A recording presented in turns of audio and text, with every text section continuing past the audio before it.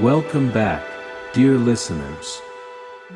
This is the second episode of Calm Mind Stories, a place where history becomes a quiet whisper, knowledge turns into soft light, and every word helps you not only learn something new but also sink deeper into peace. Listen. Learn. Let go. Have you ever lain awake at night and wondered what if everything humanity has ever understood had survived until today? What if you could hold in your hands a book written 300 years before the birth of Christ and read the thoughts of someone who first asked, "How does the human brain work?" Or unfold a map drawn over 2,300 years ago that already charted nearly the entire known world with an accuracy that still astonishes us today. And isn't it fascinating how one man standing by a well in the desert using nothing but a stick and a sunbeam calculated the circumference of our planet with less than a 2% margin of error?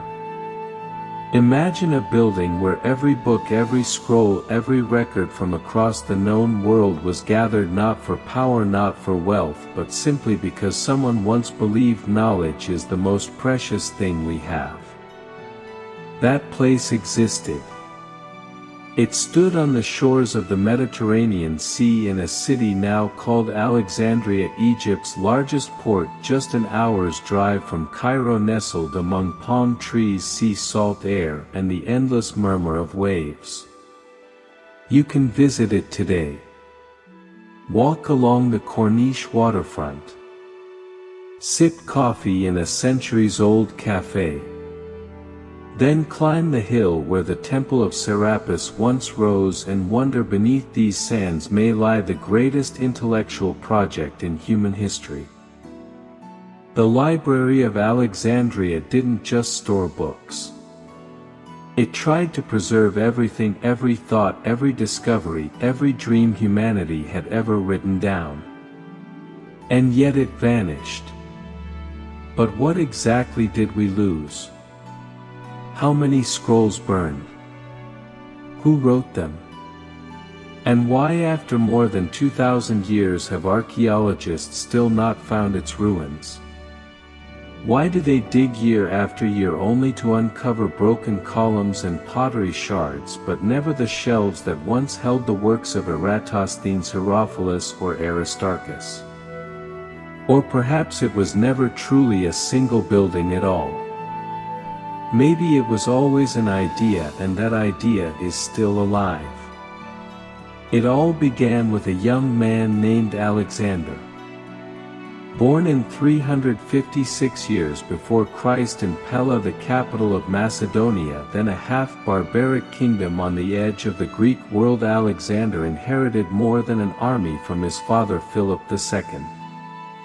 He inherited a dream, a world united not by conquest alone but by shared understanding. His teacher was Aristotle, the student of Plato, the man who organized all knowledge of his time: biology, logic, poetry, politics. Legend says Aristotle gave Alexander a copy of Homer's Iliad inscribed in gold ink on fine parchment. Alexander carried it with him for the rest of his life. In 331 years before Christ, after defeating Persia, Alexander arrived at the mouth of the Nile. There on the coast he chose the site for a new city, not as a fortress, not as a trading post, but as a beacon of wisdom. He stood on a dune, pointed to the sand, and said, "Here will stand a city dedicated to knowledge." He personally planned its streets, its harbor, its acropolis. He dreamed of a place where Egyptian priests would debate Greek philosophers, where Indian merchants would share secrets of numbers, and Babylonian astronomers would trace the stars.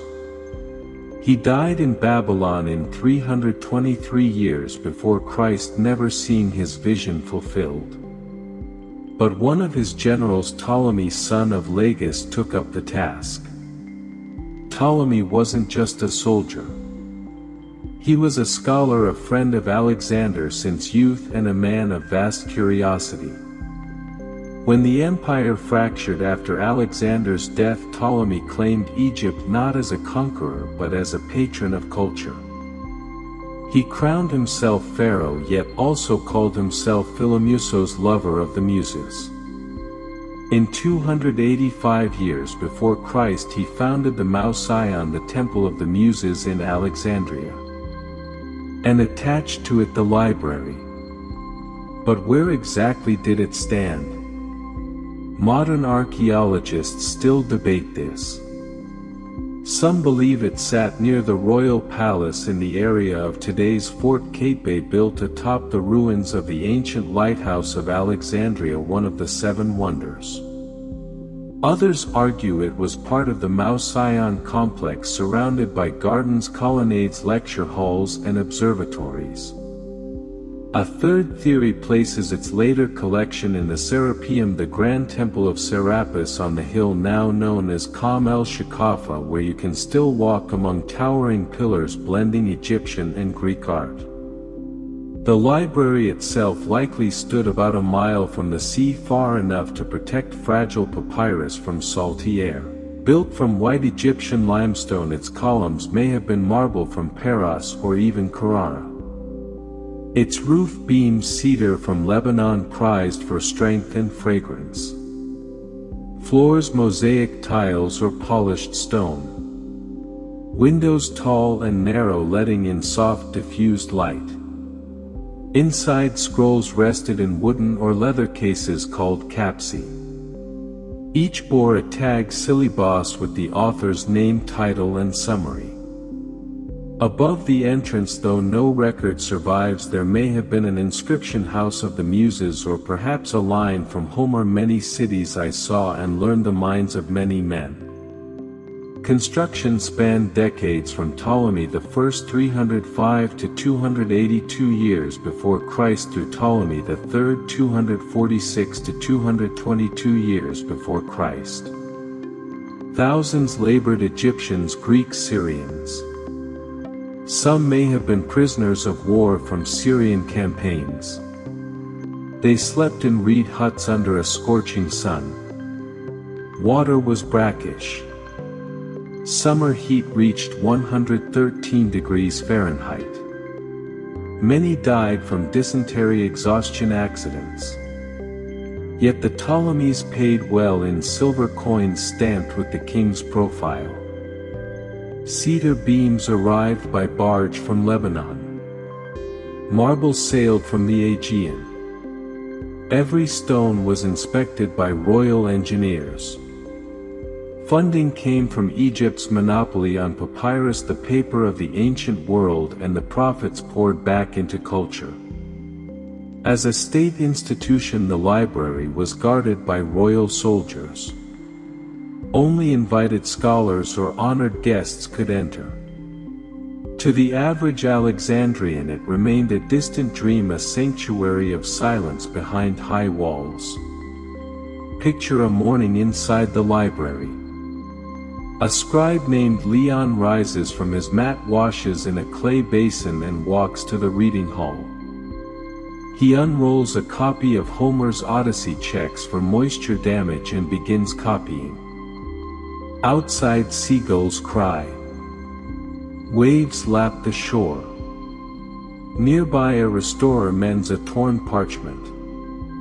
In another room, a translator deciphers Babylonian star charts. In the garden, two philosophers debate, does the earth move or stand still? This wasn't fantasy. This was daily life. Soft mats. Low tables. Cushions. Light filtering through high windows. The dry Egyptian air perfect for preserving papyrus. Oil lamps with filters to reduce smoke. Perhaps bundles of rosemary or wormwood hung to repel insects. The staff was vast: scribes, binders, catalogers, translators, especially for Hebrew, Babylonian, and Indian texts. And among them worked minds we now call geniuses. Take Eratosthenes, the man who measured Earth's circumference with astonishing precision. Born in Cyrene, modern-day Libya, around 276 years before Christ, educated in Athens, he was summoned to Alexandria by Ptolemy III and became chief librarian after Callimachus. Mockingly nicknamed Beta because he was second best in everything, he nonetheless achieved what no one else dared. How? On the summer solstice he knew the sun shone directly overhead in Syene, today's Aswan, so vertical objects cast no shadow. But in Alexandria at that same moment a stick cast a shadow at a 7.2-degree angle. That's 1/50th of a full circle, 360 degrees. So the distance between the cities must be 1/50th of Earth's total circumference. Caravan traders told him the distance 5,000 stadia, about 157.5 meters each. Multiply by 50 and he got 250,000 stadia. That's roughly 39,375 kilometers. The actual equatorial circumference 40,075 kilometers. Less than 2% error. No satellites. No GPS. Just observation, geometry, and faith that the universe follows rules. Isn't that miraculous? Then there was Callimachus, poet, scholar, fellow Cyrenean. His verses were elegant, intricate, filled with love for detail. But his true legacy was the Pinox, the tables. The world's first library catalogue. Spanning 120 volumes, it listed authors by origin, lifespan, works, line count, summaries, even critical notes. Without it the library would have been chaos. And Herophilus, a physician from Chalcedon who arrived in Alexandria in the early 3rd century before Christ.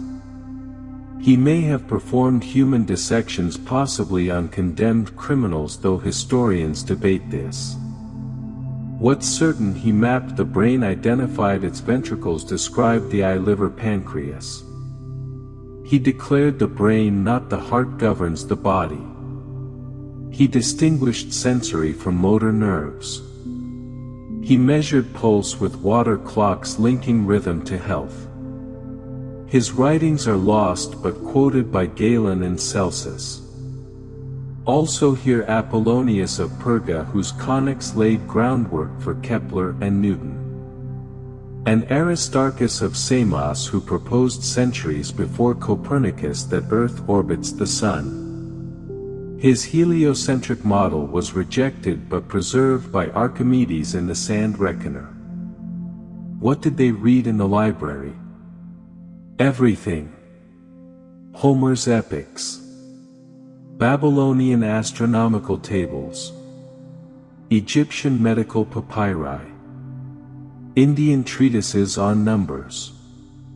Here 72 Jewish scholars translated the Hebrew Bible into Greek, the Septuagint.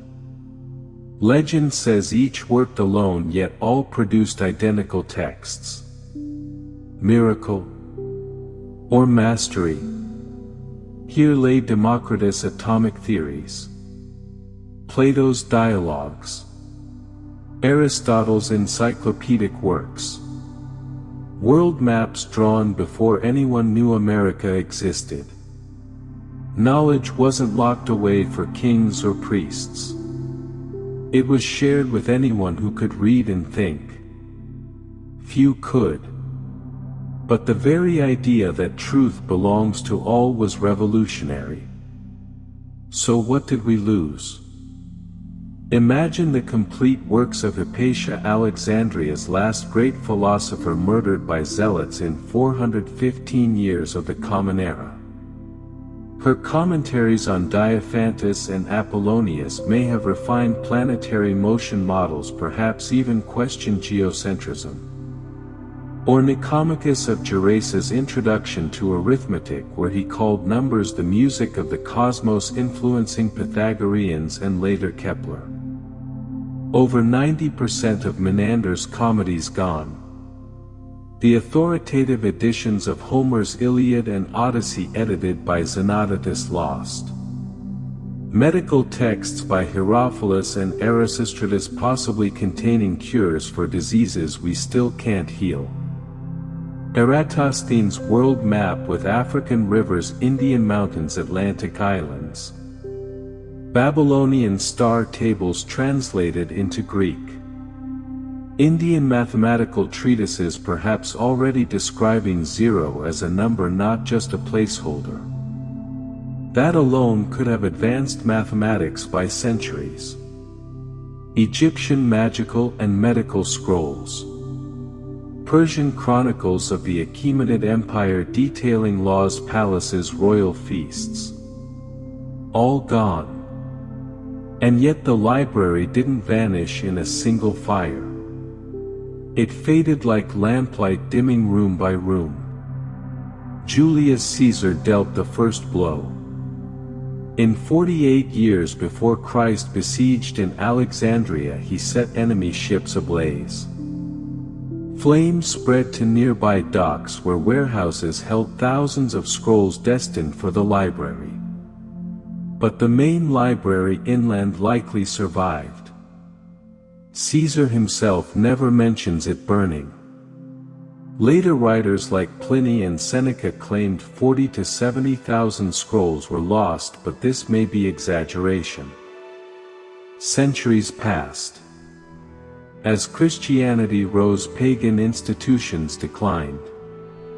The Mao Scion lost funding. Scholars scattered. Scrolls crumbled, rotted, disappeared. Then in 391 years of the Common Era, Bishop Theophilus, backed by Emperor Theodosius, destroyed the Serapeum, the library's last refuge. Where Plato was once read, saints were now prayed to. Still no ancient source describes a grand final conflagration. Perhaps the library didn't die by fire but by indifference. By a world that stopped asking why.